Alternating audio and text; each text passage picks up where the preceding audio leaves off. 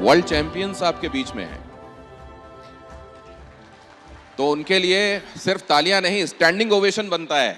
इससे पहले कि हम उनके लिए चर्चा शुरू करें, वर्ल्ड चैंपियंस, भारत की जीत विश्व चैंपियन के तौर पर, और उस जीत के ए फैक्टर्स हमारे साथ बैठे हुए हैं। तो आपका बहुत स्वागत है TV9 भारतवर्ष के इस मंच पर। Thank you. सबसे पहले तो ये बता दूं कि मेरे साथ मेरे सहयोगी, हमारे स्पोर्ट्स एडिटर बैठे हुए हैं। शिवेंद्र के साथ काम करने का, स्पोर्ट्स के संदर्भ में बारीकियों को समझने का एक बड़ा अनुभव हमारा रहा है, और उन्होंने कहा कि ये दोनों आ रहे हैं तो कमाल हो जाएगा फिर तो आज कमाल आपसे एक्सपेक्टेड है। और सबसे पहले तो मैं ये जानना चाहता हूं कि आप भारत को अक्सर जीत दिलाते हैं, लेकिन आपका नाम हिंदी में लिखा जाता है तो अक्षर लिखा जाता है। लोग ये कहते हैं कि बापू सेहत के लिए तू तो हानिकारक है, बाहर होगा गाना, लेकिन ये तो भारत की सेहत के लिए, टीम की सेहत के लिए ये बापू बहुत जरूरी है। ये अक्सर और अक्षर वाला क्या मसला है, वो समझाइए पहले। नहीं, मतलब प्रिंसिपल ने गलती कर दी। मैं अंडर 19 में अंडर 19 में जब ऑस्ट्रेलिया में वर्ल्ड कप था अंडर 19 का, और उसके लिए मैं सिलेक्ट हुआ था, तो तब मेरे पास पासपोर्ट नहीं था। तो इमरजेंसी में डैड को बोला मेरे को पासपोर्ट करवाना है, एंड क्योंकि वीज़ा के लिए अप्लाई करना है। उसके बाद डैड गए प्रिंसिपल के पास लिविंग सर्टिफिकेट और वो लेने, तो उन्होंने लिविंग सर्टिफिकेट में एक SHR की जगह AXAR कर दिया। तो वो लेके वो पासपोर्ट में चले गए, पासपोर्ट में भी AXAR हो गया, फिर पासपोर्ट बन गया। फिर मैं उसके बाद नेक्स्ट ईयर इंडिया भी खेल गया। मैंने बोला ये एक्स फैक्टर सही लग रहा है, तो फिर वो रहने दिया, तो वो बात हुई थी। अच्छा अर्शदीप, अभी हम लोग बात करेंगे धीरे धीरे T20 वर्ल्ड कप की जीत पर भी, लेकिन आपके पिता भी क्रिकेट खेलते हैं, कॉर्पोरेट कप वगैरह खेलते हैं। मैं कहीं सुन रहा था आपको कि अब जो सलाहें बहुत मिलती हैं, मतलब मैच ख़त्म हुआ नहीं कि फ़ोन आया और अब उसमें पिताजी तो सलाह देते ही देते हैं, मदर भी बताती हैं, सिस्टर भी बताती हैं कि यॉर्कर क्यों नहीं डाला, यहाँ पर इन स्विंग क्यों किया, यहाँ पर आउट स्विंग क्यों किया। ये एक्सपीरियंस कैसा है बहन और मदर से जो आपको ये सलाह मिलती है, ज़रा बताइए इसके बारे में। फर्स्ट ऑफ ऑल तो गुड आफ्टरनून सबको, and thank you so much, इतना सपोर्ट किया आप लोगों ने हमें एंड सेलिब्रेट किया हम सबके साथ। एंड आपके क्वेश्चन पे आता हूँ। इंडिया में सभी लोग ही कोचिंग देते हैं, एंड वो स्टार्ट हमेशा घर से ही होती है, और मेरा घर भी सेम ही है, अक्षर भाई घर पे भी सेम होता होगा। हो सकता है कि आपके भी बच्चे खेलते होंगे तो उनको आप भी कोचिंग देते होगे। तो घर से कोचिंग स्टार्ट होती है, फिर वो धीरे धीरे प्रोफेशनल शुरू हो जाता है काम। तो पहले पापा तो ठीक है, वो तो खेलते थे तो बताते हैं, तो मम्मी और बहन भी ये बोलती हैं कि यॉर्कर पे छक्का नहीं लग सकता है।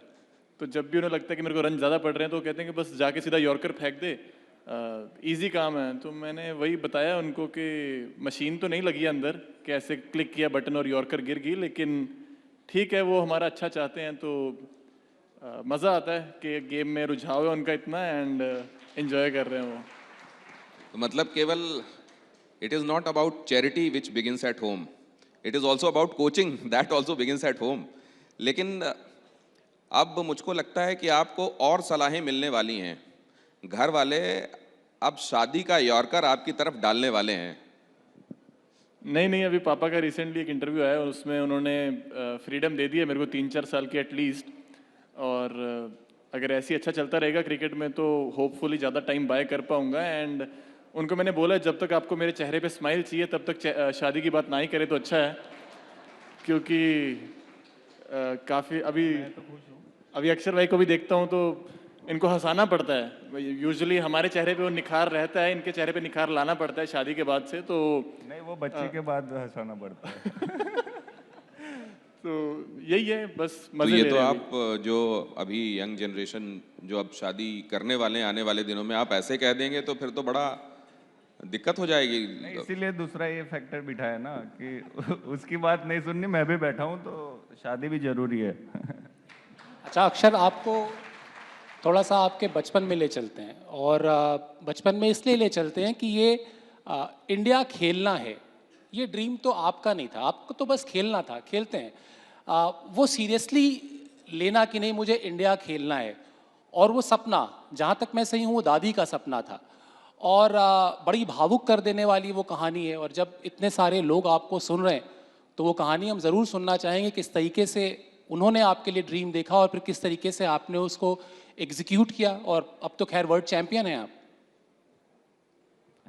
गलत तार छेड़ दिया आपने, बट नहीं, ऑब्वियसली जैसे आपने बताया, मेरा सपना नहीं था। मैं बेसिकली, मुझे अच्छा लगता था क्रिकेट खेलना, इसलिए ग्राउंड पे जाते थे, मज़ा आता था। बाकी ऐसा कुछ नहीं सोचा था कि कभी इंडिया के लिए खेलूंगा। लेकिन जब भी क्रिकेट खेलने स्टार्ट किया जाता था तो ग्रैंड मदर को ऐसा लगता था कि अक्सर टीवी पे आएगा, क्योंकि वो क्रिकेट खेलने गया हुआ है।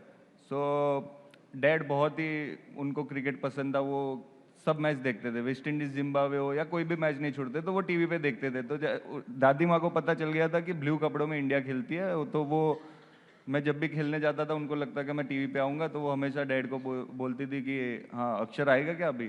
तो तब हम जस्ट बात डाल देते कि अभी नहीं, वो अभी तो कि ये अभी डिस्ट्रिक्ट और वो सब खेल रहे हैं, वो आएगा एक दिन टीवी में तब खेलेगा। एंड मैं तब डिस्ट्रिक्ट खेलने गया था। एंड अचानक एक रात को हादसा हुआ कि मेरी दादी माँ नहीं रही। एंड उस दिन मेरे को बताया भी नहीं, घर से किसी ने बताया भी नहीं, क्योंकि मेरा मैच था दूसरे दिन, उसकी वजह से बताया भी नहीं। लेकिन हमने भी दोस्त रखे हैं कि वो आपको ये सब इन्फॉर्मेशन पास ऑन कर देते हैं। तो उसके बाद डैड 3 दिन के बाद मैं गया, 3 दिन के बाद, एंड डैड ने फर्स्ट टाइम, वो 3 दिन तक रोए भी नहीं थे, कुछ नहीं। उसने फर्स्ट टाइम मैंने डैड को रोते हुए देखा है। एंड उन्होंने बोला कि मेरी मम्मी की आखिरी इच्छा ये थी कि वो तुझे टीवी में देखना चाहती है, और वो हमेशा बोलती थी कि ब्लू कपड़ों में आएगा ना, ब्लू कपड़ों में आएगा। सो आज तक तेरे से कुछ मांगा नहीं है, बट मेरी माँ के लिए एक बार बोल रहा हूँ कि अगर तू उनकी लास्ट विश ये पूरी कर दे तो मैं मतलब ऐसा रहेगा कि यार मैंने माँ के लिए कुछ किया, लास्ट उनकी यही विश थी। एंड यस, जब आपके डैड को कभी मैंने रोता हुआ नहीं देखा, फर्स्ट टाइम आपके सामने रो रहे और डैड आपको कुछ बोल रहे, तो मैंने बोला यार, उसके उस दिन के बाद मतलब मैंने बोला डैड, ये तो नहीं पता कितने दिन या कितना साल लगेगा, लेकिन मैं एक दिन का सीएम बनूंगा, बट एक दिन के लिए एक दिन के लिए वो टीवी पे ब्लू टी शर्ट पहन के मैं आऊँगा। एंड आई थिंक वो पता नहीं था इतना जल्दी हो जाएगा। जब मैंने सोचा उसके 3-4 साल में, मतलब 2014 में मेरे फर्स्ट कॉल आया। एंड आई थिंक वो बहुत ही इमोशनल मोमेंट था मेरी और मेरे फैमिली के लिए। एंड आई एम ग्रेटफुल कि डैड ने जो सपना देखा वो मैंने पूरा किया। एंड जो भी हूँ आज इधर भी बैठा हूँ उनकी वजह से हूँ, नहीं तो आज कहीं इंजीनियर में कहीं किसी का घर बना रहा होता या कुछ कर रहा होता। But I am very grateful कि मेरे डैड ने इतना सपोर्ट किया। And thank you so much. बिल्कुल, आपने वो सपना पूरा नहीं किया, बल्कि बहुत शानदार तरीके से पूरा किया। और जिस तरीके से जो परफॉर्मेंसेज रही हैं वो तो खैर हम अक्सर देखते भी हैं, पढ़ते भी हैं। कमाल का जर्नी रहा है मतलब अक्षर का। और अक्सर वाली जो बात है ना, आपका परफॉर्मेंस, उसमें जो अक्सरियत है, हमेशा अक्सरियत मतलब वो उर्दू वाली नहीं, मतलब चीज़ों के लगातार होने में, ये कंसिस्टेंसी है आपके परफॉर्मेंस में। और दूसरे तो लोग ये कहते हैं कि हमको ऑलराउंडर्स के विषय में बाकियों के बारे में सोचना पड़ता है कि ऑलराउंडर हैं लेकिन बैट्समैन बेहतर हैं, या ऑलराउंडर हैं लेकिन बॉलर अच्छे हैं क्या, या ऑलराउंडर हैं लेकिन फील्डिंग ज़्यादा अच्छी करते हैं क्या। आप में तो सब कुछ मिल जाता है अक्सर, ये कमाल की बात है। नहीं, फिर वो उसमें फिर गुजराती आ जाता है ना अंदर कि कि हाँ, गुजराती कहीं भी मतलब नुकसान तो ले नहीं सकता ना, तो फायदा देखता है कि अगर एक में फेल हो गए तो दूसरा चीज़ है। तो आई थिंक वो गुजराती नेचर मुझे लगता है काम में आ जाता है। अदर देन दैट, या मैं बस वही है कि हमने जो प्रैक्टिस की है, जो इतना प्रैक्टिस करते हैं, सब कुछ करते हैं, वो ग्राउंड पे कि हम वही काम रह के अपना काम करें। और वो जब करते हैं तो आपको मेहनत करते हैं तो उसका फल मिलता है। तो मुझे लगता है कि ये कंसिस्टेंसी का राज यही है, शायद मैं वो ये इतना परफॉर्मेंस दे पा रहा हूँ। अच्छा अर्शदीप, अमूमन क्या होता है कि जो क्रिकेट फैंस हैं वो आपकी जर्नी उस दिन से देखना शुरू करते हैं, जैसा अभी अक्सर कह रहे थे कि आपने डेब्यू कर लिया, फिर आप इंडिया के लिए खेलने लगे, तब पता चलता है। लेकिन उससे पहले की जो मेहनत होती है, उससे पहले का जो पूरा किस्सा होता है, 17-18 किलोमीटर साइकिल चलाकर स्टेडियम जाना, ये अर्शदीप की ही कहानी है प्रैक्टिस के लिए। और रास्ते में छोटे छोटे गोल देना अपने आप को ये साइकिल चलाते वक्त ये छोटे छोटे गोल, ये क्या राज है, जरा बताइए। जो बडिंग क्रिकेटर्स है उनके लिए बड़ा काम आने वाला है। नहीं पाजी, उस टाइम बंदा ये नहीं सोच रहा होता कि आप मेहनत कर रहे हैं, कुछ कर रहे हैं। उस टाइम आप सिर्फ एंजॉय कर रहे होते हैं लाइफ को, एंड आप ये नहीं सोचते कि अगर मैं ये मेहनत करूंगा तो मेरे को ये रिजल्ट मिलेगा।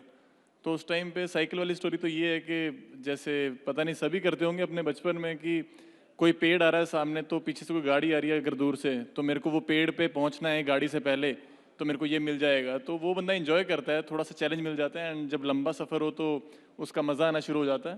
एंड क्रिकेट खेलना काफ़ी पसंद था शुरू से, तो कभी ये नहीं सोचा कि 15 किलोमीटर 17 किलोमीटर जो भी है जितना भी चलाना है, तो उसमें कोई थकावट नहीं फील होती थी, मज़ा आता था। एंड पहले बस में जाता था और उसमें दिक्कत काफ़ी होती थी कि सीट नहीं मिलती थी, तो खड़े होकर जाने में दिक्कत थी। तो मैंने सोचा कि चलो साइकिल पर जाते हैं, सीट तो अपनी खुद की है, जब मन किया बैठ के, जब मन किया खड़े हो गए। तो इसलिए साइकिल पर जाना शुरू किया, एंड धीरे धीरे बॉडी में स्ट्रेंथ भी उससे आ गई। अक्सर जो हैं वो आनंद में उनका जन्म हुआ, और कई बार जब आप इनको फील्डिंग करते हुए देखेंगे तो आपको लगेगा कि ये इन्होंने कोई इनविजिबल विंग्स लगाए हुए हैं क्या, उड़ कैसे लेते हैं ये। और ख़ास तौर से कई बार तो ये एक जुगलबंदी भी देखने को मिलती है कि अर्शदीप की गेंद पर तो बड़े खतरनाक कैचेस लपकते हैं ये। तो ये आप स्पाइडरमैन कैसे बन जाते हैं फील्डिंग करते हुए। अरे नहीं, ऐसे स्पाइडरमैन तो वैसे नहीं बनता हूँ, लेकिन जब ग्राउंड पे दिखता है कि बॉल इधर से उधर जाता है तो ऐसा लगता है कि बस मैं पकड़ लूँ इसको। और ये सेम ही है कि कि आप इतनी मेहनत करते हो एंड आप प्रैक्टिस करते हो ग्राउंड पे, इसकी ही हम प्रैक्टिस करते हैं कि इतने साल से। एंड मुझे लगता है कि आप जो रिजल्ट देखते हो ग्राउंड पे देखते हैं, लेकिन कि हम उसके पीछे जो मेहनत करते हैं, ऑफ द फील्ड जो मेहनत करते हैं, एंड जो हमें इतनी फैसिलिटी मिलती है कि हम ये सब प्रैक्टिस कर पाए। तो आई थिंक कभी कभी होता है कि आप रिजल्ट देखते हैं लेकिन जो मेहनत जो जो कर रहे हैं उनको उतना श्रेय नहीं मिलता है। तो मतलब आई थिंक मैं अपने फील्डिंग कोच एंड जो भी बीसीसीआई में कि सेंटर ऑफ एक्सीलेंस और उधर हम जाते हैं, वो ये सब मेहनत करते हैं क्रिकेट के वाइज, मतलब बैटिंग बॉलिंग ये स्किल की सब मेहनत करते हैं। एंड जब रिजल्ट आता है तब सबको रिजल्ट का दिखते हैं, लेकिन कि उसके पीछे कितने साल से हम ये सब करते आते हैं। एंड या आई थिंक वो 2 catch I think match winning हो गए, ऑब्वियसली सोचा नहीं था, बट आई थिंक मैं जब वीडियो देखता हूँ तो प्राउड फील करता हूँ कि यार मैं इतना लंबा छलांग मार के कैच पकड़ लिया, रनिंग करके पीछे जा रहा था। क्योंकि जब आप उस मोशन में होते हो तब आपको आइडिया नहीं रहता है, लेकिन जब वीडियोस में देखा एंड तब पता चला कि यार आई थिंक जितना इजीली मैंने पकड़ लिया था तब उतना इजी था नहीं, मुश्किल था। बट आई एम ग्रेटफुल कि उस टाइम पे मैं उस जगह पे था और मैंने ये चीज़ की। अर्शदीप, वर्ल्ड कप जीतने का सपना कई खिलाड़ियों का मतलब पूरा करियर ख़त्म हो जाता है, और कई का पूरा होता है सपना, कई का नहीं भी पूरा होता है। आपने 2022 में डेब्यू किया है, 24 का T20 वर्ल्ड कप आपके पास है, 2026 का T20 वर्ल्ड कप आपके पास है। अब अगली चुनौती क्या है? Test cricket? चुनौती तो नहीं कहूँगा पाजी, अपॉर्चुनिटी कहूँगा। बिल्कुल। कि जब भी मिले उसे दोनों हाथों से स्वीकार करना चाहूँगा। जैसे पाजी कैचेस को स्वीकार करते हैं छलांग मार मार के, वैसी कोशिश करूँगा कहीं पे भी जा रहा हो वो वाला कैच वो पकड़ लूँ दोनों हाथों से एंड ग्रैब करूँ अपॉर्चुनिटी को। एंड जैसे आपने वर्ल्ड कप्स का बोला तो मैं कहूँगा कि बहुत ही शानदार टीम खेली है लास्ट 2 वर्ल्ड कप्स में। एंड अगर देखा जाए जो रिजल्ट्स मिले हमें, उसका काफ़ी श्रेय प्रोसेस को जाता है, जो हमने प्रोसेस फॉलो की है काफ़ी टाइम से। बिहाइंड द सीन्स जो लोगों ने काम किया है, जैसे पाजी ने मेंशन किया सेंटर ऑफ एक्सीलेंस हो गया, वहाँ पे लोग रिकवरी कर रहे हैं, अपना ट्रेनिंग कर रहे हैं वहाँ पे जाके, तो काफ़ी क्रेडिट उनको जाता है। बिहाइंड द सीन्स जय भाई को क्रेडिट जाता है, जिस हिसाब से उन्होंने वो पाथवे बना के दिया हमको, जो हमने एज अ टीम फॉलो किया, एज अ कल्चर बना के दिया उन्होंने, तो काफ़ी क्रेडिट उनको जाता है। क्योंकि जब रिजल्ट आता है तो हम सब सेलिब्रेट करते हैं, उन लोगों को इतना सेलिब्रेट नहीं कर पाते हैं, कोचेज़ हो गए, सपोर्ट स्टाफ हो गया, तो काफ़ी क्रेडिट उनको जाता है। जब हमें मौका मिलता है उनको थैंक यू करने का, ग्रेटफुल होने का, तो हम पूरी कोशिश करते हैं कि उनके साथ सेलिब्रेट किया जाए वो चीज़ को। एंड काफ़ी ग्रेटफुल हैं, जैसे पाजी ने मेंशन किया कि बहुत ही ब्लेस्ड है हम, हमें इतना अच्छा सेटअप मिला है एंड आगे भी ऐसे रिजल्ट्स लाते रहेंगे। तो सॉरी बट मैं यही पूछना चाहूँगा, जैसे आपने मेंशन किया जय भाई को, एंड यो टेस्ट में आपको अगर ग्रैब करनी है अपॉर्चुनिटी, तो क्या वो इंसेंटिव की स्कीम जो है वो भी इंस्पायर करेगी कि नहीं आपको कि वो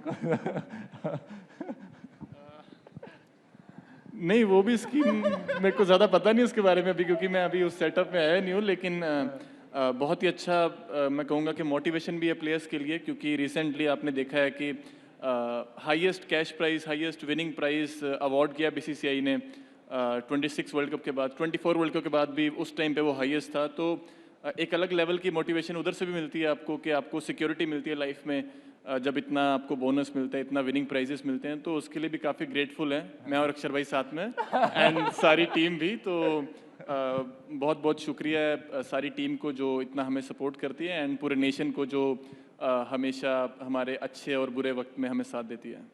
लगभग 150 करोड़ है बीसीसीआई वाला, और आईसीसी का मिला देंगे तो 150 करोड़ रुपए का इनाम इन लोग को मिला है। और निश्चित तौर पर सही बात है कि बीसीसीआई ने जिस तरीके से दिनेश इंफ्रास्ट्रक्चर किया है पिछले लगातार, उसमें इम्प्रूवमेंट आपने देखा है। मतलब विश्व क्रिकेट में हम ये कह देते हैं बहुत आसानी से कि सबसे बड़ा बोर्ड है, सबसे अमीर बोर्ड है, वो बड़ी बात है, लेकिन जिस तरह से खिलाड़ियों के लिए इंफ्रास्ट्रक्चर तैयार करना, चाहे वुमेंस क्रिकेट का हो, चाहे खिलाड़ियों का फ्यूचर सिक्योर करना, ये भी अपने आप में एक बड़ा मतलब फैसला है। आप लोग हमेशा इसको अप्रिशिएट भी करते हैं।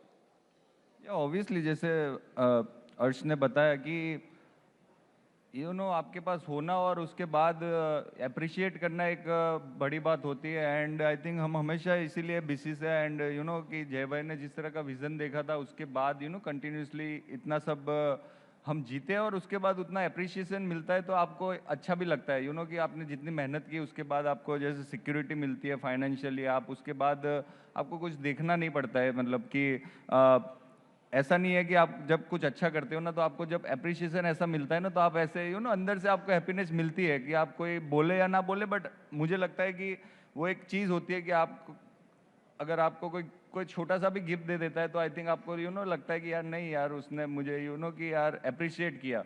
तो एक ये कभी कभी हो जाता है कि यार जब आपको ऐसे अप्रिशिएशन मिलता है तो आप बहुत ही अच्छा फील करते हो, आप अपने आप पे भी प्राउड फील करते हो कि नहीं हमने कुछ अचीव किया है। एंड उसके लिए I think BCCI and Jay भाई ने जो इनिशिएटिव लिया है, उसके बाद I think even winning prize also. And I think कुछ लोगों को पता होगा कि नहीं होगा, जो टेस्ट में मतलब इंसेंटिव की जो स्कीम है, मतलब ऑब्वियसली वो बाकी यंगस्टरों के लिए बहुत ही इंपॉर्टेंट है। हमें इंसेंटिव मिलता है, बट वो उसको देख के डोमेस्टिक में कितने लोग खेलते हैं, उनको भी कि टेस्ट क्रिकेट में ज़्यादा से ज़्यादा वाइट बॉल में तो ज़्यादा फोकस है क्योंकि आईपीएल उससे आता है, लेकिन ये इंसेंटिव वाले स्कीम से टेस्ट क्रिकेट खेलने के लिए लंबा फॉर्मेट खेलने के लिए लोग इंस्पायर होते हैं। एंड आई थिंक एक और भी था, जब कोविड-19 में जब कुछ नहीं चल रहा था तभी भी उन्होंने कि जो डोमेस्टिक वुमेन्स एंड मेंस दोनों में उन्होंने आई थिंक वो ये दिया था, इनाम दिया था कि यार जो 2-3 साल जो हमारे वेस्ट हुए थे, तो बट तब कि as a athlete sports person क्या करेगा, लेकिन उसमें भी उन्होंने ये अप्रिशिएशन दिया था। तो आई थिंक कहीं ना कहीं कभी होता है कि बिहाइंड द सीन जो काम करते हैं उनको ज़्यादा अप्रिशिएशन नहीं मिलता है। सो आई थिंक मैं लकी हूँ आज ये TV9 के माध्यम से मुझे ये अप्रिशिएशन करने का मौका मिल रहा है। So I think thank you so much BCCI and Jay भाई की इतना सपोर्ट करते हैं India men's cricket and women's cricket दोनों को। अभी मैं एक चीज़ मार्क कर रहा था कि आज आप थोड़े से ज़्यादा चुलबुले लग रहे हैं और अर्शदीप थोड़ा संयम बरत रहे हैं। आप दोनों में से ज़्यादा ड्रेसिंग रूम में चुलबुलापन किसका रहता है? प्रैंक्स अगर करने हो ड्रेसिंग रूम में तो कौन प्लान करता है और एग्जीक्यूट कौन करता है? आप दोनों से सवाल है मेरा। मैं तो जो हूँ मैं ऐसा ही हूँ, मतलब ऐसा ज़्यादा चुलबुल वैसा कुछ नहीं है, मैं ऐसा ही हूँ, ग्राउंड पे भी वैसा रहता हूँ, बाहर भी वैसा ही रहता हूँ। बट यस पाजी का थोड़ा पर्सनालिटी ड्यूअल है, मतलब कि पाजी मतलब मौका देख के चेंज होता है कि क्या करना है क्या नहीं करना। वो रील भी आप देखते हो उनकी, तो वो सब पाजी चेंज हो जाते हैं थोड़ा। नहीं, अक्षर भाई का इसलिए भी है क्योंकि अक्षर भाई तीनों फॉर्मेट खेल गया, उनको पता है कैसे काम रहना है हर सिचुएशन में। मैं वाइट बॉल खेला हूँ अभी, तो मेरे को बस यही होता है कि अडेप्ट कैसे करना है जल्दी से जल्दी। तो मैं सिचुएशन के हिसाब से अडेप्ट कर लेता हूँ, जैसा माहौल हो वैसा बन जाता हूँ। धीरे धीरे जब खेल लूँगा अक्षर भाई के जैसे 10 साल कंप्लीट कर लूँगा, तो मैं भी काफ़ी काम हो जाऊँगा हर जगह पे, एंड इनके जैसा रिएक्शन हो जाएगा मेरा भी। अच्छा अक्षर, ये कहानी क्या है? That is what it is, जैसा चल रहा है वैसा चलने दो, ये कहानी क्या है ड्रेसिंग रूम में आप लोग की? This is what it is. हाँ, this is what it is. हाँ, this is what it is. I think 5 साल पहले मतलब मैं दिल्ली कैपिटल्स में ज्वाइन हुआ था आईपीएल में, एंड मैं ऋषभ ईशान भाई हमारा एक ग्रुप रहता था कि हम साथ में बैठते मजा हंसी मजाक करते, एंड तभी ईशू भाई इंजर्ड हो गए। सो उसके बाद मुझे भी 1-2 मैच में ग्रोइन इंजरी या छोटी इंजरी हो गई और ये सब चल रहा था उसके। तो तभी ऐसे बात निकली कि अभी क्या कर सकते हैं हम, क्या मतलब इसमें तो यार मैंने बोला ईशू भाई मैं आप पे हंस रहा था, मैं खुद इंजर्ड हो गया। फिर वो भी हंसने लगे कि देख इसीलिए बोलता हूँ कि किसी का बुरा समय चल रहा हो ना उस पर हंसते नहीं, कमेंट नहीं करते। तो ये सब ऐसे बात चल रही थी, तो मैंने बोला देखो अब ईशू भाई जो है वो है, अभी तो this is what it is, ऐसे करके बात निकली थी। एंड उसके बाद वो सेंटेंस मतलब है छोटा सा, लेकिन वो फिर हमेशा काम में आ जाता है। मतलब कुछ भी होता है ना तो हाँ भाई जो है वो है, मतलब this is what it is. तो ऐसे करते करते मतलब फिर ऐसा हो गया कि हम मैं कभी सिलेक्ट नहीं होता था या कुछ डाउन चल रहा था इंजरी में, जब रिहैब में होते थे तो तब भी फिर कोई भी मिलता है मुझे आपके दोस्त है, आपके फैमिली चाहने वाले, वो आपको आके बोलेंगे यार गलत हुआ, आपको थोड़ा आश्वासन देते हैं कि यार ऐसा नहीं वैसा नहीं। फिर वो वर्ड चालू हो गया, this is what it is भाई, अब जो है वो है, अब मैं क्या करूँ, जो चल रहा है चलने दे और अच्छा होगा शायद। तो उधर से फिर स्टार्ट हुआ, एंड फिर अभी भी चल रहा है, जो चल रहा है चलने दो। वैसे ही प्रैंक की बात आप कर रहे थे, ये लोग ऐसे प्रैंक भी करते हैं कि जब टीम अनाउंस होती है तो टीम में नाम होता है अपना, लेकिन अपने किसी एक खिलाड़ी को फ़ोन करके कहते हैं कि यार मेरा नाम ही नहीं है। तो वो कहता है नहीं मैंने तो देखा ये इन्हीं लोग की कारस्तानी है। तो वो कहता है नहीं नहीं मैंने तो देखा तेरा नाम है, नहीं यार मेरा नाम ही नहीं है। तो प्रैंक की कहानी तो ये है इन लोग की। लेकिन लोग ये भी जानना चाहते हैं अर्शदीप कि आपकी गेंदें इतनी खतरनाक स्विंग करती हैं, वो तो सबने देखा, लेकिन आपका थ्रो भी आप अगर कर रहे होते हैं किसी को आउट करने के लिए, रन आउट करने के लिए, तो स्विंग होके बैट्समैन को लग जाता है। रिवर्स स्विंग हो जाता है। नहीं बॉल पुराना था, वो स्विंग नहीं हुआ, वो रिवर्स स्विंग हो गया था। मतलब यूजुअली थोड़ा सा होता है, उस दिन थोड़ा ज़्यादा हो गया था तो गलती से उसके लग गई थी। लेकिन कोशिश करता हूँ कि वो रिवर्स स्विंग सिर्फ बॉलिंग में हो, बाकी कभी कभी कभी कभी होती है। और आपको पता है जैसे इंडिया के ग्राउंड्स में ड्यू काफ़ी गिरती है तो बॉल हाथ से स्लिप भी हो जाता है। हाँ। तो कह सकते हैं स्लिप के साथ साथ रिवर्स स्विंग हो गया था एंड उसके बॉल लग गया था। तो ये बताइए कि आपने अभी जैसे बताया और दिखाया, जताया भी कि शादी, अगर चेहरे पर मुस्कान चाहिए तो शादी अभी नहीं करनी है, घर वालों को आपने कह दिया। तो ज़्यादा डर किससे लगता है, मतलब गर्लफ्रेंड, पत्नी, इन लोगों से ज़्यादा डर लगता है या गौतम गंभीर से ज़्यादा डर लगता है? सबसे ज़्यादा डर तो भगवान से लगता है सर। क्योंकि लास्ट में तो जाके उनके द्वार में उनके सामने जाके मुंह दिखाना है सबको, तो सबसे ज़्यादा डर उनसे लगता है। बाकी तो सबके साथ बढ़िया प्यार है, हंसी मजाक चलता रहता है एंड बाकी सब पार्ट ऑफ लाइफ है। लेकिन जब ख़त्म होगी ज़िंदगी लास्ट में तो भगवान को मुंह दिखाना, तो सबसे ज़्यादा डर उनसे लगता है। भगवान से डरना जरूरी है। अर्शदीप आपने बहुत सारी गेंदबाजी सीखी है यूट्यूब देख के। मैंने आपके एक इंटरव्यू में सुना कि आप वसीम अकरम को बहुत देखा करते हैं, ज़हीर ख़ान को बहुत देखा करते हैं। हिंदुस्तान में क्रिकेट तो खैर बताने की ज़रूरत ही नहीं है कि बच्चे कितना पसंद करते हैं, गली गली में खेला जाता है। कुछ बताना चाहेंगे आप किस तरीके से यूट्यूब देखकर कैसे सीखा जा सकता है, या कोई भी वीडियो देखकर कैसे आप क्या चीज़ें पकड़ते हैं उसमें से जो एक बच्चे के सीखने के काम आए? यूट्यूब से मैंने मतलब शुरू से, मेरे को लेफ्ट आर्म फास्ट बॉलर था तो शुरू से लेफ्ट आर्म फास्ट बॉलर जितने भी थे सबको फॉलो करता था। लेकिन जिस हिसाब से वसीम अकरम का रिवर्स स्विंग यॉर्कर होता था, जिस हिसाब से जैक भाई का कंट्रोल था, तो शुरू से वो काफ़ी अमेज़ करता था, अम्यूज़ करता था मेरे को कि यार ऐसी अगर बॉलिंग हो जाए। क्योंकि तब जब मैं 15-16 साल का हूँ, 14-15 साल का हूँ, तब बंदा सोचता है कि यार इतनी स्विंग कैसे हो सकती है या इतना कंट्रोल से कैसे आप फेंक सकते हो बॉल को। लेकिन जब वीडियोस देखता रहा मैं कि अगर आपको इंटरनेशनल क्रिकेट खेलना है, वहाँ पे डोमिनेट करना है, तो वो कंसिस्टेंटली करना पड़ेगा एंड आपके पास स्किल सेट होना चाहिए। तो यूट्यूब पे काफ़ी एक्सप्लोर किया, वीडियोस देखे, कहीं पे टिप्स मिल रहे हैं, कहीं पे सिर्फ उनका स्पेल्स देख रहा हूँ। तो उस चीज़ से काफ़ी कुछ सीखने को मिला कि जब विकेट हरी है, जब विकेट फ्लैट है, जब बैट्समैन सेट है, तो आप कैसे विकेट्स ले सकते हैं। तो वो आइडिया काफ़ी अच्छा मिला मेरे को वो देख देख के। एंड यंगस्टर्स को भी यही बोलूँगा, वैसे तो जैसे अक्षर भाई मुझे टिप देते हैं कि फ़ोन कम चलाया कर, उनको भी यही टिप दूंगा कि फ़ोन कम चलाया करो, लेकिन अगर आप फ़ोन यूज़ कर रहे हैं तो उसका सही फ़ायदा उठाया जाए। आप कैसे अपने गेम को इम्प्रूव कर सकते हैं, कैसे नई चीज़ें सीख सकते हैं, अपनी स्किल सेट को इम्प्रूव कर सकते हैं, उस चीज़ पे फोकस ज़्यादा किया जाए, क्योंकि इन्जॉय करने के लिए तो बाकी पूरी ज़िंदगी है। ये दिनेश बार बार शादी का यॉकर डाल रहे हैं। अक्षर, ये जो एक गाना आप लोग गा के एक खिलाड़ी को छेड़ते हैं, मैं सोच रहा हूँ आज वो भी कहानी आप बता ही दीजिए। दूल्हे का सेहरा सुहाना लगता है, ये क्या कहानी है?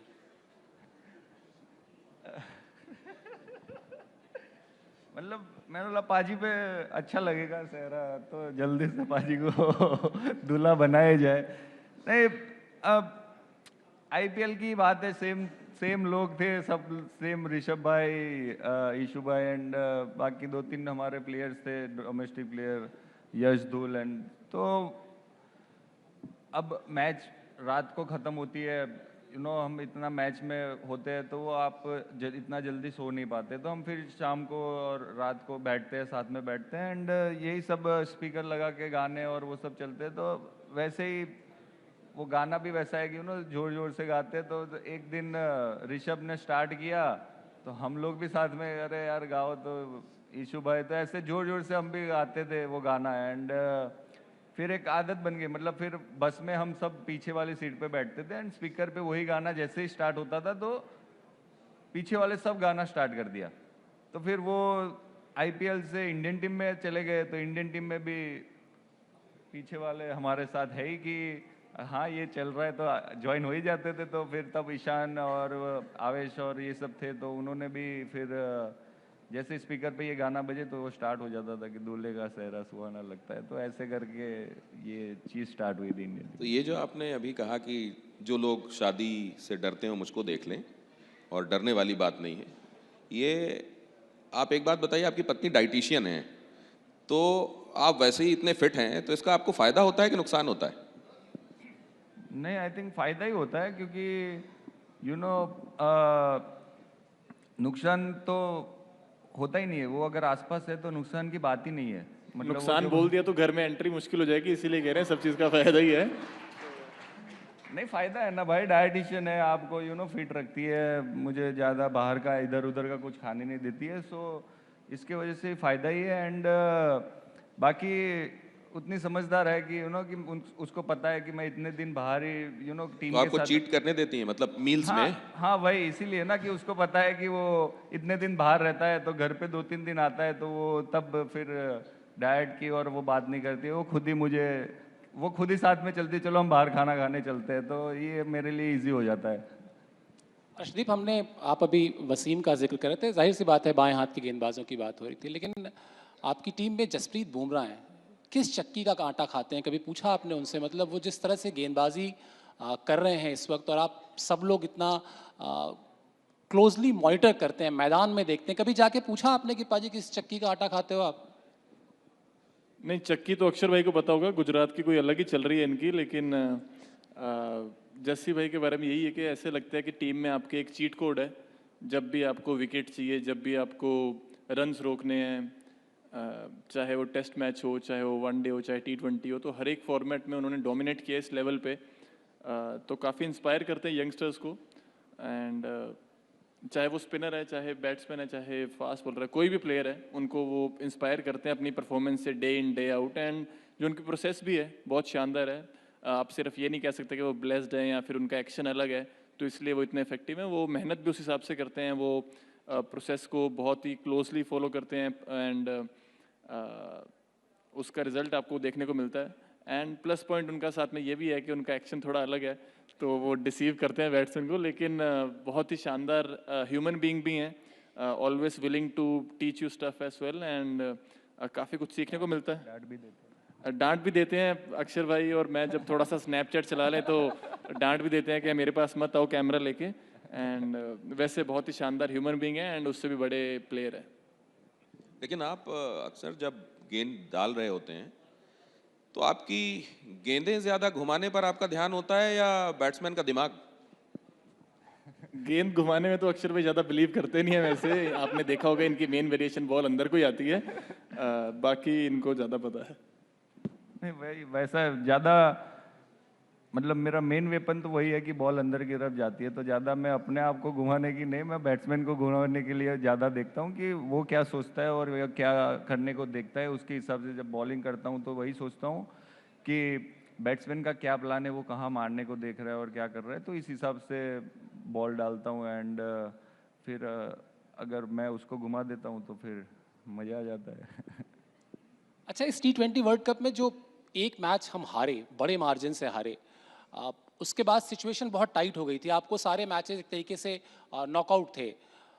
उस मैच में हार के बाद ड्रेसिंग रूम में वो बातें जो आप शेयर कर सकते हो, बताइए ज़रा क्या रहा, किस तरीके से फिर क्या अपने ऊपर भरोसा था कि नहीं हम कर पाएंगे, क्या कुछ था वहाँ का इनिशियल 30-40 सेकेंड, 1 मिनट 2 मिनट क्या हुआ ड्रेसिंग रूम में उस हार के बाद?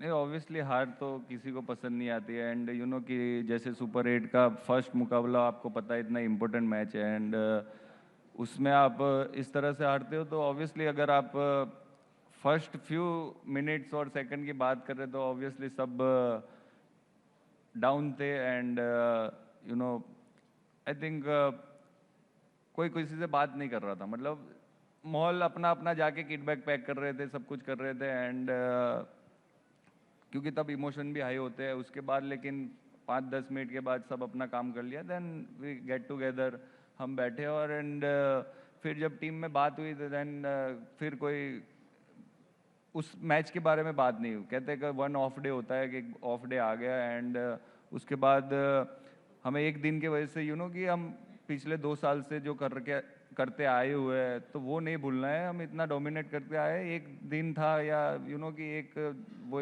फ्यू आवर्स थे कि वो हम बुरा क्रिकेट खेल गए या वो आ गया समय और हो गया। और उसके अलावा आई थिंक हमें कॉन्फिडेंट रहना है। अभी वर्ल्ड कप एंड नहीं हुआ है, अभी और 2 मैच है तो कुछ भी हो सकता है। तो ये सब बातें हुई एंड उसके बाद सब लोग हंसी मजाक कर रहे थे, कुछ ज़्यादा उसके बारे में सोच नहीं थे। उधर ही डिस्कशन हो गया कि ये मैच इधर ख़त्म हो गई, अभी आगे क्या करना है उसके बारे में सोचेंगे। And rest is the history. तो वो मैच जिसमें आप को, अब आप उप कप्तान हैं, हम सब के लिए तो परसेप्शन ये होता है कि भाई उप कप्तान हमेशा टीम में होंगे। अब वो मैच जिसमें आप बाहर थे, वॉशिंगटन सुंदर को मौका मिला, बाद में सूर्या भाई आए जब सामने तो उन्होंने कहा कि बापू नाराज थे और उनका नाराज होना स्वाभाविक भी है। तो आप सचमुच नाराज थे क्या और आपने जाहिर किया था क्या? नहीं, यस, ऑब्वियसली आप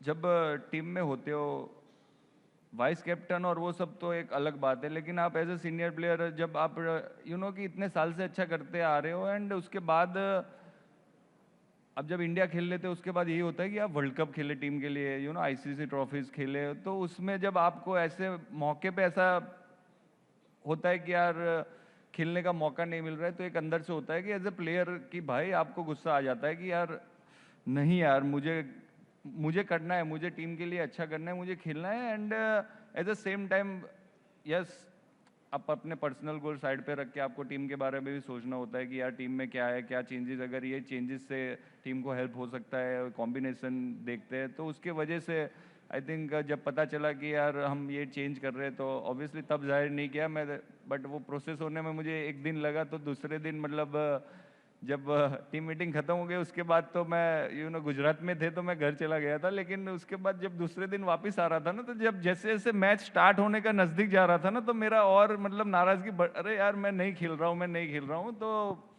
उसके वजह से मैंने जाहिर तो नहीं किया था, लेकिन आपके चेहरे पे पता चल जाता है कि आप नाराज़ हो या थोड़ा आप गुस्से में हो। तो उसके वजह से मैंने अपने आप को मतलब इतना समझा दिया था कि आज मेरे को कुछ बोलना नहीं है, कुछ करना नहीं है, मतलब मैं अपना काम करके निकल जाऊंगा। क्योंकि ऑब्वियसली आप जब गुस्से में होते हो या नाराज़ होते हो तो कुछ शब्द ऐसे निकल जाते हैं कि वो ना आपको भी बेनिफिट करते हैं बाद में, ना टीम को भी बेनिफिट करते हैं। तो मैं शांत रह के अपना वो, लेकिन आई थिंक क्रेडिट वो भी है कि कि कोच ने और कैप्टन ने आके मुझे बात भी की थी, लेकिन उन्होंने वो मुझे स्पेस दी। उन्होंने बोला भी होगा शायद कि मैं दूसरे दिन सुबह आके मेरे से वो चैट हमारी चालू हुई एंड फिर हमने वो पॉजिटिव वे में वो एंड किया।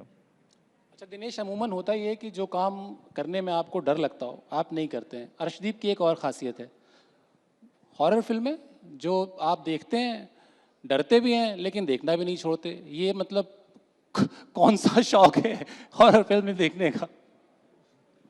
नहीं, वही है कि थ्रिल आता है, मज़ा आता है उस चीज़ का। तो आप देखेंगे अक्सर आप लोग भी वो चीज़ें ज़रूर करते हैं इसमें आपको डर लगता है, क्योंकि उसमें आपको थोड़ा सा वो एड्रेनलिन रश मिलता है। एंड उसी चीज़ का मज़ा होता है कि इसमें डर है, लेकिन उसके बाद क्या, एक आधा कार्टून देख लो, एक आधा नॉर्मल सा गाना सुन लो तो थोड़ा नॉर्मल हो जाता है। लेकिन जब आप देख रहे थे हॉरर फिल्म अकेले, तो आप अकेले नहीं होते हैं, 2-3 लोग रूम में होते हैं जो आपको दिख नहीं रहे होते हैं, लेकिन वो वहाँ पे होते हैं। और उसके बाद अगर आप कार्टून देख लो कोई छोटा मोटा 2-4 मिनट के लिए, तो फिर वो चले जाते हैं कि हाँ इसने फिल्म नहीं देखी है। तो मेरा तो वही मोटिव रहता है कि फिल्म भी देख लूँ और डरूँ भी ना, तो वो बेस्ट कॉम्बो है। राजी, ये 3 लाख की टी शर्ट वाला क्या चक्कर है? खर्च करा के मारेंगे ये। ये इंग्लैंड में गए थे जब अभी हम टूर पे, तो तभी ध्रुव के साथ गया था मैं शॉपिंग करने। तो नया नया अभी व्लॉग बनाना शुरू किया है मैंने यूट्यूब पे। बोर होता हूँ तो चलो थोड़ा व्लॉग बना लेता हूँ, तो टाइम पास हो जाता है। तो तभी वो एक उसमें ले गया, कोई शोरूम में ले गया, तो उसने बोला कि पाजी इसकी टी शर्टें, पता नहीं शर्टें थी, कह रहा बहुत अच्छी होती हैं। तो मैंने कहा ओके ठीक है, अच्छी होती हैं, चलो देख लेते हैं। जब अंदर गए तो ठीक है, मैंने कहा भैया ये अच्छी है, इंग्लिश में जो भी है ना, दिस इज़ नाइस, बिलिंग कर लेते हैं इसकी। तो अभी इंग्लिश भूल गया हूँ भैया मैं, तो या this is nice billing do. So तो जब वहाँ जाके देखा इतने इतने वो हो गए हैं पैसे, कन्वर्ट किया कैलकुलेटर खोल के, तो 3 लाख कुछ बन रहा था। तो मैं क्या भाई, साइज वाइज ठीक नहीं है, यहाँ से निकलते हैं। तो सच सच तो नहीं बोला उसको, लेकिन जैसे इंडियन लोग अपन करते हैं, तो मैंने बोला कि बाद में फिर से आएंगे आपके पास, आप संभाल के रखें, जब साइज आए तो बता देना। तो मैंने यही कहा कि 3 लाख की शर्ट पहनने का मतलब कोई नहीं है। अब ऐसे नॉर्मल आपने बनवाया हो दर्जी से कुर्ता पजामा और ऊपर बढ़िया सी पगड़ी पहनी हो, तो आपकी वैसी टॉर बन जाती है, आपको ज़रूरत नहीं है महंगी शर्टें पहनने की। तो तो ये है 3 लाख वाली शर्ट का किस्सा सर। और वैसे भी आपके तो फादर को पता चले तो वो कहेंगे लैंड ले लेते हैं, टी शर्ट क्यों लेनी है, लैंड खरीदने का बहुत शौक है इनके फादर को। अब अक्षर एक ऐसा सिचुएशन आया जिसमें आप बहुत बुरी तरीके से फंस गए थे, वो भी किस्सा हो ही जाए जब इतने किस्से आ रहे हैं। माही का रिटायरमेंट और वहाँ पर अचानक वो अनाउंसमेंट, और उसके बाद आपका ये सोचना कि मैं क्या करूँ, क्योंकि वहाँ पर कई खिलाड़ियों की आंखों में आंसू, और उसके बाद माही की वो एक लाइन जो आपके कान में वो हाथ मिलाकर जाते वक्त कह गए, ज़रा बता दीजिए। हाँ, वो बहुत ही फंस गया था। मतलब 19 साल का लड़का था एंड डोमेस्टिक क्रिकेट खेल रहा था, और शाम को कॉल आता है कि जड्डू भाई इंजर्ड हो गए, तो एज अ रिप्लेसमेंट तू ऑस्ट्रेलिया जा रहा है। एंड मेलबर्न में टेस्ट मैच था, एंड मैं फर्स्ट डे मैच स्टार्ट हो गया था, लेकिन उसी दिन मैं पहुंचा था। एंड उसमें भी एक किस्सा हो गया, फर्स्ट टाइम ऑस्ट्रेलिया जा रहा था। उधर रात को 8 बजे भी अंधेरा नहीं होता वो पता नहीं था। मैं फ्लाइट से देख रहा हूँ, मैंने बोला यार कहीं और तो नहीं ले आए ये, क्योंकि अकेले आ रहा था। एंड मैंने बोला यार ये मैं तो मेलबर्न की फ्लाइट में बैठा था, इधर अंधेरा ही नहीं हो रहा है, रात के 9 बजे। तो उसके बाद जब तक मैंने मैनेजर को नहीं मिला बाहर उतरते, तब तक मुझे लगा कि यार मैं कहीं और ही हूँ, मैं पहुँचूंगा कि नहीं। उसके बाद होटल पे गए एंड दूसरे दिन सुबह मॉर्निंग में I think 10 o'clock 11 o'clock match start time होता है, तो उधर गए, उधर पूरा दिन खत्म हुआ। एंड शाम को एकदम से रवि भाई ने बुलाया सबको, एंड उन्होंने बोला कि माही का कहना है कि उनकी ये क्रिकेटर सी फैमिली है, और वो उनको साथ ही पहला न्यूज़ शेयर करना चाहते हैं कि माही भाई रिटायर हो रहे हैं। एंड मैंने बोला मेरा तो पहला ही दिन था उधर। एंड उसके बाद रैना भाई एंड स्वामी भाई और सब थे, सब लोग हक कर रहे हैं, एंड 2-3 प्लेयर रो रहे, इमोशनल हो रहे, माही भाई भी इमोशनल थे। तो मैं मतलब उस सिचुएशन में मैं फंस गया कि यार मुझे क्या करना है, मतलब मैं क्या करूँ ये कि यार, क्योंकि मैं उससे पहले मिला भी नहीं था, मतलब ऐसा इंटरेक्शन भी नहीं हुआ था मेरा। और मैं तब 19 साल का था, मैं अपनी मस्ती में, मतलब मुझे ना रोना आ रहा है ना कुछ आ रहा है, तो मैं मतलब यार अभी इस सिचुएशन में करना क्या है, तो मैं ऐसे फंस गया था। एंड उसके बाद सब माही भाई को well done, very good career, congratulation, ये सब ऐसे बात कर रहे थे। तो मैंने देख लिया कि ये क्या बोल रहे हैं, तो मैं बोल दूंगा। एंड जब मैं बोलने गया माही भाई कॉन्ग्रेचुलेशन, एंड तो उसके बाद उन्होंने सामने से बोला कि बापू तू आया और मुझे निकल ले गया। मैंने बोला तो उसमें भी मैं बोला यार मैं तो कह रहा तेरे तूने आके मेरे को निकाल दिया। मैं उसमें भी चुप हो गया। मतलब अब कुछ बोलना नहीं, मैं शांत होके बैठ गया। सो ये चीज़ हुई थी। अर्शदीप, ऑपरेशन सिंदूर के दौरान पाकिस्तान की तरफ से तमाम दावे भारतीय फाइटर जेट्स को लेकर, वो उन्होंने मैदान में भी वो सब जारी रखा। वो सब बड़ा अनकॉल्ड फॉर था, लेकिन वो कर रहे थे। और फिर आपने उनके फाइटर जेट्स को सही जगह दिखा दी थी। ये आपके दिमाग में कैसे आया था? और क्या आया था आपके दिमाग में? दिमाग में तो पाजी पता नहीं, इंस्टिंक्टिवली हो गया जो हो गया। तो बाकी तो आप सबने देख ही लिया होगा, किसी ने यूट्यूब पे देखा होगा, किसी ने इंस्टा पे देखा होगा। तो बस जो किया वो हो गया, ऐसा कुछ डिस्क्राइब फिर उसके बाद वो चला गया। तो जब आपने बाद में खुद उसको देखा होगा, आपने भी खुद देखा होगा बाद में। नहीं, मेरे यूट्यूब मेरे इंस्टा पे नहीं आया वो। मेरे को लग रहा है शायद वो आजकल वो भी बहुत चल रहा है ना, क्या एआई काफ़ी चल रहा है, तो एआई से काफ़ी वीडियोस बन जाती हैं। तो मेरे को तो वही लगा, बाकी आप लोगों को ज़्यादा पता। हाँ, क्योंकि मैंने भी नहीं देखा था। आई थिंक वो एआई इफेक्ट जो यूज़ करते हैं वो शायद हो सकता है। आप दोनों ही लोगों से आखिरी सवाल, नेक्स्ट चैलेंज, चुनौती, mission 2027 world cup.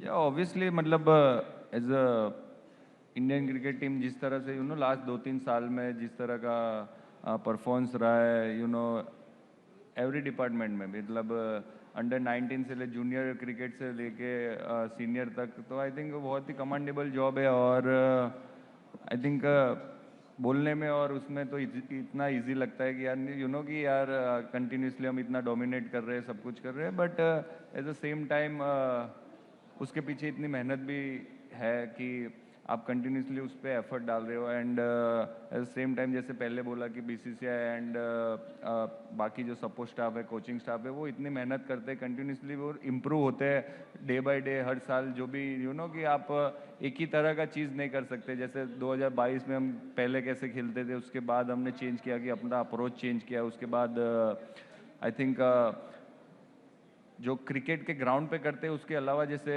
Centre of excellence की बात की, तो उधर भी हमने इंफ्रास्ट्रक्चर चेंज किया। एंड कि हम ज़्यादा कैसे हम अपने आप को अपग्रेड कर सके, तो उसको देखते हुए हम कि डे बाय डे चेंज होते हैं। एंड जैसे आपने बोला 2027, तो वो भी अभी दूर है, लेकिन उसका प्रोसेस स्टार्ट हो जाएगा कि जिस तरह का हम खेल रहे हैं, और जब जैसे आने वाला टाइम है उसमें हमें और पता चलेगा कि यार हमें किस कॉम्बिनेशन से जाना है, कैसे जाना है। वो सब तो ऑब्वियसली जब टाइम नज़दीक आएगा और हम ज़्यादा वनडे मैचेस खेलेंगे, क्योंकि अभी जस्ट 2026 का वर्ल्ड कप खत्म हुआ है, अब आईपीएल में सब लोग बिजी हो जाएंगे। तो अब जब आईपीएल के बाद सब गेट टुगेदर होंगे एंड देन कि प्लान आगे कैरी फॉरवर्ड होगा कि अभी 2027 का वर्ल्ड कप और प्लानिंग कैसे और किस तरह से करनी है।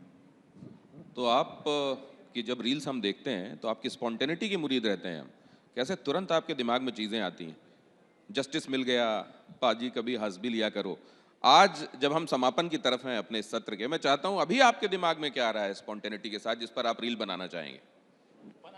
बनाई दीजिए। बल्कि नहीं, अभी दिमाग में तो कुछ नहीं आ रहा है। बस अक्षर भाई की बात में एक और चीज़ ऐड करनी थी कि क्रेडिट, जैसे इन्होंने बताया कि कितना अच्छा इंफ्रास्ट्रक्चर है, सब कुछ है, लेकिन एक चीज़ और ऐड करना चाहूँगा। जिस हिसाब से विमेन क्रिकेट ने इतना अच्छा शानदार परफॉर्मेंस किया है, रिसेंटली वर्ल्ड कप जीती हैं, एंड काफ़ी क्रेडिट जाता है बीसीसीआई को। WPL शुरू करा के उसने काफ़ी हेल्प किया है कि जो छोटी प्लेसेस से लड़कियां आ रही हैं या फिर जो छोटी बच्चियां हैं वो वर्ल्ड कप विनिंग टीम भी हमारे साथ आज शाम को इस मंच पर है। हाँ जी, उस वर्ल्ड कप विनिंग टीम के सदस्य भी हमारे साथ आज शाम इस मंच पर हैं। क्या बात है सर। एंड WPL आया, जैसे उससे इंस्पायर हुई हैं बच्चियां। एंड उसके बाद जो पेरेंट्स हैं वो चाहते हैं कि हमारी जो बेटियां हैं बेटों के साथ compete करें एंड अच्छे रिजल्ट्स लाए देश के लिए। तो उसके लिए भी काफ़ी सराहना करना चाहूँगा बीसीसीआई की। एंड रील का जैसे आपने पूछा, स्पॉन्टेनियस तभी तो आ जाती है प्लेयर्स के साथ अभी, लेकिन इतने बड़े बड़े लोग हैं यहाँ पे, तो पता नहीं क्या रील बन सकती है। अक्षर भाई से एडवाइस लेना चाहूँगा मैं उसके ऊपर। एंड जरूर अक्षर भाई को फॉलो ये ऑडियंस आपके लिए चीयर कर रही है, बैक टू बैक चैंपियंस हैं आप लोग, ये आपके लिए चीयर कर रहे हैं। और ऐसे में तो आइडिया आ जाना चाहिए आपके दिमाग में रील वाला। इस ऑडियंस के सामने, इस ऑडियंस के लिए आपके दिमाग में कुछ आ जाना चाहिए, ऑडियंस के साथ। ऑडियंस के साथ बल्कि। अब मैं देखता हूं कि आप भांगड़ा करते हैं या आप गरबा के डांस स्टेप्स करते हैं। नहीं नहीं, हम यूज करेंगे अक्षर भाई की फेमस लाइन, जो चल रहा है चलने दो। ये परफेक्ट है। इसके साथ अब आप अपनी अपनी वीडियोस बनाएं एंड पोस्ट करें सोशल मीडिया पे। Thank you so very much. Champions के लिए एक बहुत बार फिर शुक्रिया, से बहुत तालियां बहुत होनी शुक्रिया। चाहिए जोरदार आपकी तरफ से।